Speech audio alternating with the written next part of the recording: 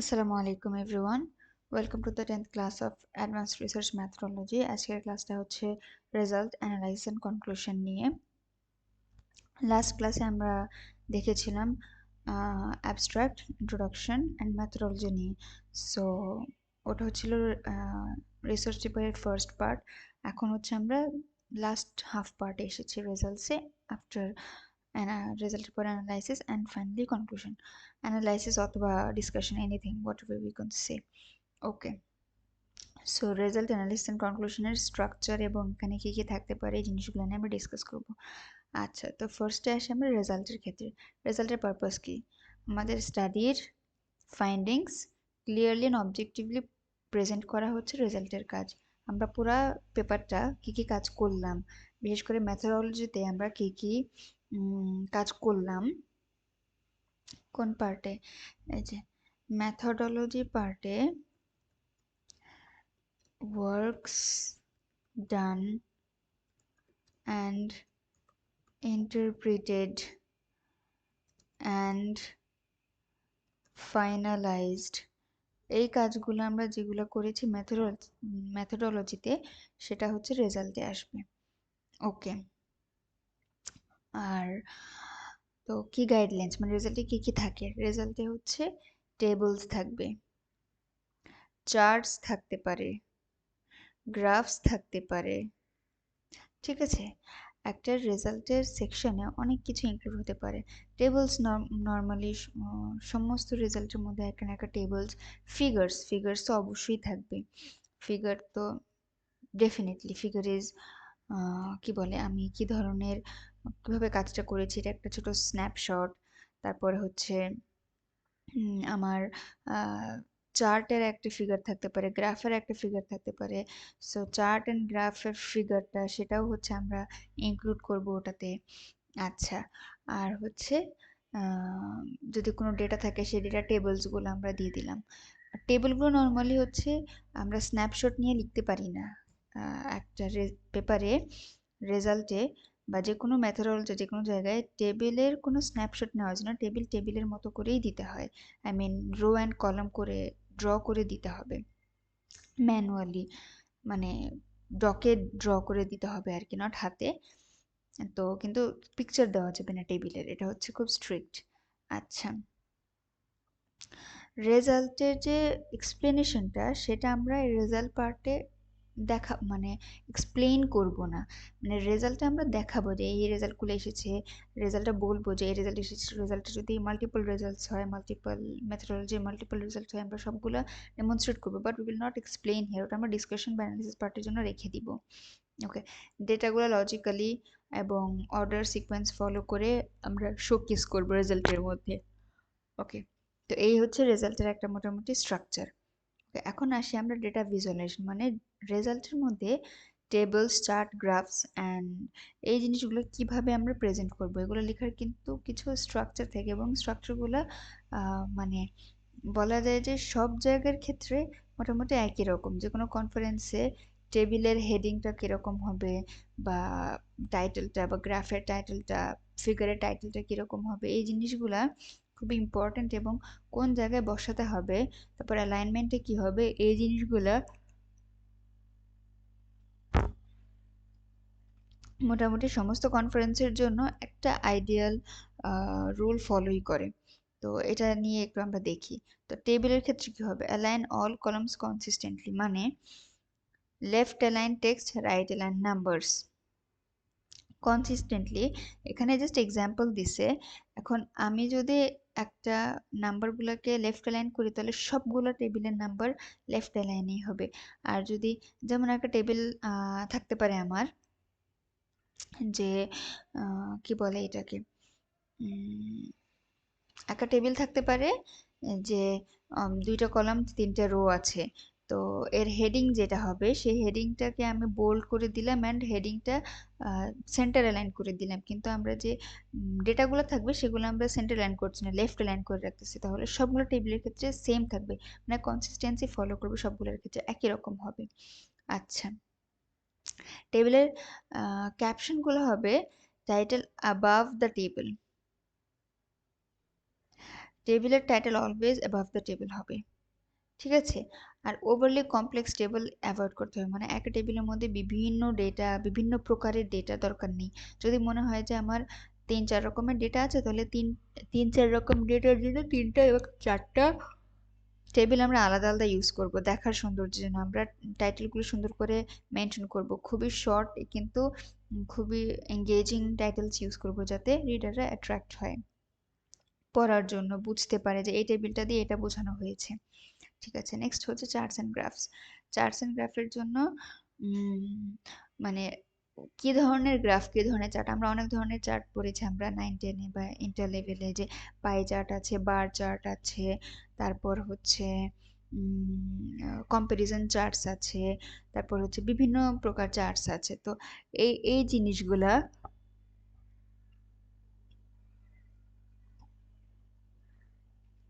So কোন টেবিলের ক্ষেত্রে, সরি নট টেবিল, কোন ডেটার ক্ষেত্রে কোন চার্টটা বা কোন গ্রাফটা ইউজ হবে, সেটা হচ্ছে আমরা চুজ করব ওয়াইজলি, যাতে আমরা এমনভাবে দেখাতে পারি যাতে দেখতেও ক্লিন লাগে অ্যান্ড আমাদের ইনফরমেশনটাও ইজিলি আন্ডারস্ট্যান্ডেবল হয়। আচ্ছা, কালারগুলা খুব ডিপ কালার আমরা চুজ করবো না গ্রাফ বা চার্টের ক্ষেত্রে, আমরা খুব লাইট এবং খুব ফর্মাল কালার্স ইউজ করবো, এটা খুব ইম্পর্টেন্ট। আচ্ছা, লেবেল ইউজ করতে হবে ডাটা পয়েন্টের জন্য বা অ্যাক্সিসের জন্য, ওয়াই অ্যাক্সিসের জন্য এটা, এক্স অ্যাক্সিসের জন্য এটা। টেবিলেও মেনশন করা, সরি গ্রাফের মধ্যেও মেনশন করে দেওয়া যাবে যে ছবিটা নিব আমরা, বা যে স্ন্যাপশটটা নিব সেটার মধ্যে, বা টাইটেলের মধ্যে আমরা, টাইটেলের মধ্যে, কিংবা আমরা পরে যখন ডিসকাস করব, এক্সপ্লেন করব গ্রাফ চার্টটাকে, সেটার মধ্যেও আমরা বলে দিতে পারবো, কিন্তু আমাদেরকে লেবেল করে দিতে হবে। আচ্ছা, আর গ্রাফ অ্যান্ড চার্টের ক্যাপশনের ক্ষেত্রে below the chart, below the chart বলতে হচ্ছে যে কোনো ভিজুয়ালের ক্ষেত্রে, যে কোনো ইমেজের ক্ষেত্রে, গ্রাফ অ্যান্ড চার্ট তো এক প্রকার ইমেজ, গ্রাফ অ্যান্ড চার্টকে কিন্তু আমরা ইমেজের মধ্যে ফেলছি, ঠিক আছে? গ্রাফ অ্যান্ড চার্টকে আমরা ইমেজের মধ্যে ফেলছি। সো যে কোনো ইমেজেরই টাইটেল হবে বিলো, বিলো হবে। আচ্ছা, আর টেবলের ক্ষেত্রে টাইটেল হবে অ্যাবাভ। এই দুটো হচ্ছে বেসিক ডিফারেন্স, এবং মাথায় রাখতে হবে যে কোন টাইটেলটা কোথায় থাকবে। আচ্ছা, align visuals in the centre of the page or column, মানে ট্রাই করব যে আমরা ভিজুয়ালগুলোকে কোনো একদম সেন্টারে অ্যালাইন করতে। লেখাগুলো যেরকম আমরা লেফট অ্যালাইন করতে পারি বা রাইট অ্যালাইন করতে পারি যে আমাদের সুবিধার ক্ষেত্রে, টেবিল এবং গ্রাফের ক্ষেত্রে, টেবিল এবং গ্রাফের ক্ষেত্রে আমরা হচ্ছে আর সেন্টার দেওয়া ট্রাই করব, দেখতে ভালো লাগে, দেখতে ক্লিন মনে হয়। এবং একটা ইমেজের জন্য বা একটা চার্টের জন্য আমরা যে ফন্ট ফন্ট বা not only font, font size use করব, সে সব কিছু প্রত্যেকটা গ্রাফের জন্য বা প্রত্যেকটা টেবিলের জন্য সেম ইউজ করব আমরা। আর ভিজুয়ালগুলো অবশ্যই হাই রেজুলেশন হতে হবে, পিক্সেল যেটাতে পিক্সেল বোঝা যাবে সেই ইমেজগুলো আমরা ইনক্লুড করব না, কারণ এমনিতেই প্রত্যেক শেয়ারের বেলা একটু একটু করে কম্প্রেস হতে থাকে একটা ডকুমেন্ট, যে কোনো ডকুমেন্ট। সো এই ক্ষেত্রে হাই রেজলিউশন এনশিওর করা খুব ইম্পর্টেন্ট। আচ্ছা, ব্যাপারটা হচ্ছে, পরেরটা হচ্ছে অ্যানালাইসিস। অ্যানালাইসিস অথবা আমরা এটাকে বলতে পারি discussion, analysis or discussion part. এখন আমরা যদি ইমরাড হিসেবে বলি, ইমরাড তো বলেছিলাম মেবি, আমি আমার মনে থাকার কথা, হোয়াট ইজ ইমরাড। ইমরাড হচ্ছে, কারণ আমার আনএক্সপেক্টেড যে রেজাল্ট এসেছে সেটা আমাকে, প্রত্যেকটা রেজাল্টই আমি শো করব এবং প্রত্যেকটা রেজাল্টই এক্সপ্লেনেশন দেবো, শুধু আনএক্সপেক্টেড বা এক্সপেক্টেড রেজাল্টে শো করবো, ব্যাপারটা সেরকম না। ওকে, ফাইনালি হচ্ছে কনক্লুশন পার্ট। কনক্লুশন পার্টে আবার যেটা করব হচ্ছে restate your research objective. Research অবজেক্টিভটাকে আবার রিস্টেট করব, এমনভাবে রিস্টেট করব যাতে মনে না হয় যে আমি ইন্ট্রোডাকশনে যে স্টেট করেছিলাম অবজেক্টিভটা, বা অ্যাবস্ট্রাক্টে যে অবজেক্টিভটা স্টেট করেছিলাম সেটার হুবহু আমি কপি করে দিচ্ছি, এমনভাবেই স্টেট করব যাতে বোঝা যায় যে আমি কাজটা যে করেছি সেই কাজের সাথে সঙ্গতিপূর্ণ আছে, আমি যে কাজটা করে এসেছি through out the methodology and the result, সেইটার উপর বেস করে আমি এখন আমার অবজেক্টিভটা দিব যে আমি এটা করতে চেয়েছিলাম অ্যান্ড আমি এটা পেয়েছি।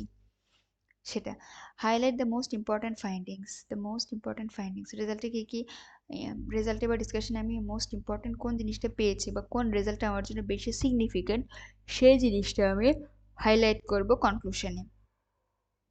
তারপরে ডিসকাস দ্য ব্রডার ইম্প্যাক্ট অথবা সিগনিফিকেন্স, অথবা বলা যেতে পারে যে আমার কাজটা আসলে রিয়েল লাইফে কি ইম্প্যাক্ট ফেলতেছে, বা আমার কাজটা আমি যে উদ্দেশ্যে করেছিলাম সেই উদ্দেশ্যটা কতটুকু কার্যকর হতে পারে যদি রিয়েল লাইফে ইমপ্লিমেন্ট করা যায়, বা যদি এটা মাস পিপল জানে সেই জিনিসটা।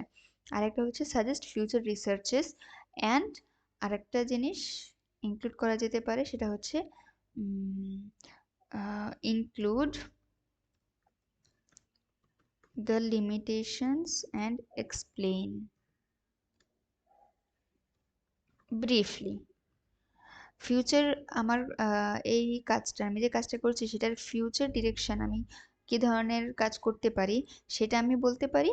অ্যান্ড আমার যদি কোনো লিমিটেশনস থাকে আমার পেপারে যদি কোনো গ্যাপ থেকে থাকে যে আমি সেটা করতে পারিনি সেটাও অ্যাড্রেস করলাম, যে সেটাই হবে আসলে মানে ফর্মাল কাজ। কারণ আমি আমার পেপারে গ্যাপটা অ্যাড্রেস করে বললাম যে আমার পেপারে এই গ্যাপটা আছে যেটা আমরা এখনো করতে পারিনি, এই কারণে করতে পারিনি, হয়তো ডেটা কালেকশনের জন্য বা হতে পারে হয়তো প্রাইভেসির জন্য করতে পারিনি। তো in the future we are gonna work on these things, we are gonna eliminate these limitations, we are gonna like try to remove these obstacles in our way of findings। তো এই জিনিসগুলো এক্সপ্লেন করা যেতে পারে এটাই।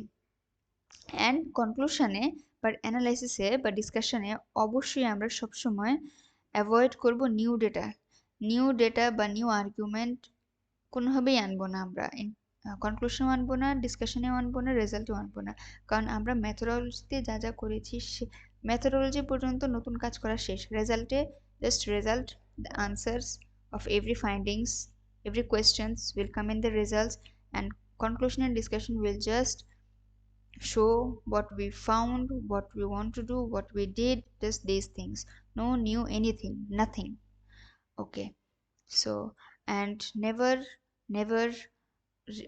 like go away, get out from your focus, মানে আমার focus থেকে আমি কখনো সরবো না, যে আমার কাজটা কি ছিল সেটার মধ্যে স্টিক থাকবো। আমার কাজের অনেকগুলা ওয়ে থাকতে পারে, অনেকগুলা অ্যাসপেক্ট থাকতে পারে, আমি অন্য অ্যাসপেক্টে যাব না। আমার পেপারটা আমি যে অ্যাসপেক্টে করতে চাচ্ছি আমি সেই অ্যাসপেক্টটাকেই শুধু আমার পেপারে ইনক্লুড করব। কারণ আমি অন্য অ্যাসপেক্ট এখানে নিয়ে আসে মানে ওটার আরেকটা আমার পেপারে আরেকটা ডিরেকশনে চলে যাওয়া, আমি মিসডিরেক্ট করবো না, মিসগাইড করবো না আমার রিডারদেরকে।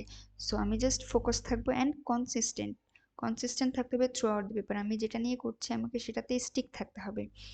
তো এই ছিল মোটামুটি রেজাল্ট, অ্যানালাইসিস অ্যান্ড কনক্লুশন। এখন আরেকটা জিনিস আমি অ্যাড করতে চাচ্ছি, যে there are some common differences in many things, like আমি যদি রেজাল্ট দেই তাহলে আমি আবার অ্যানালাইসিস কেন দিচ্ছি, ঠিক আছে? বা আমি যদি রেজাল্ট দেই বা আমি যদি হচ্ছে আমি যদি কনক্লুশনই দিই তাহলে আমি কেন ডিসকাশন ইনক্লুড করছি? সিমিলারলি প্রিভিয়াস ক্লাসে এটাও হতে পারে যে আমি যদি অ্যাবস্ট্রাক্ট দিয়েই থাকি তাহলে আমি কেন ইন্ট্রোডাকশন দিচ্ছি, বা অ্যাবস্ট্রাক্ট ইন্ট্রোডাকশনের মধ্যে ডিফারেন্সেসটা কি? সো এই জিনিসটা নিয়ে একটা পিডিএফ আমি আপনাদের সাথে শেয়ার করব, ক্লাসরুমেই শেয়ার করব। তো এই জিনিসটা যাতে ক্লিয়ার হয়, অনেকের আমার নিজেরও এই কোয়েশ্চেনটা ছিল যে আমি যদি ডিসকাশনই দিয়ে থাকি কনক্লুশনের আগে, আমি যদি ওখানেই সব ডিসকাস করে ফেলি তাহলে আমি কনক্লুশনে কি ইনক্লুড করব? আমার অ্যাবস্ট্রাক্টটা পুরো পেপারের সামারিটা আছে, তাহলে আমি ইন্ট্রোডাকশনে কি মানে ইন্ট্রোডিউস করব নতুন করে? আমার তো অ্যাবস্ট্রাক্টে সব দেওয়া আছে, বা আমি রেজাল্টে সব কিছু বলছি, তাহলে আমি ডিসকাশনে কি বলবো? ব্যাপারটা এরকম আর কি। তো এই জিনিসগুলো যাতে কনফিউশনটা দূর হয় সেটার জন্য আমি একটা পিডিএফ ইনক্লুড করছি।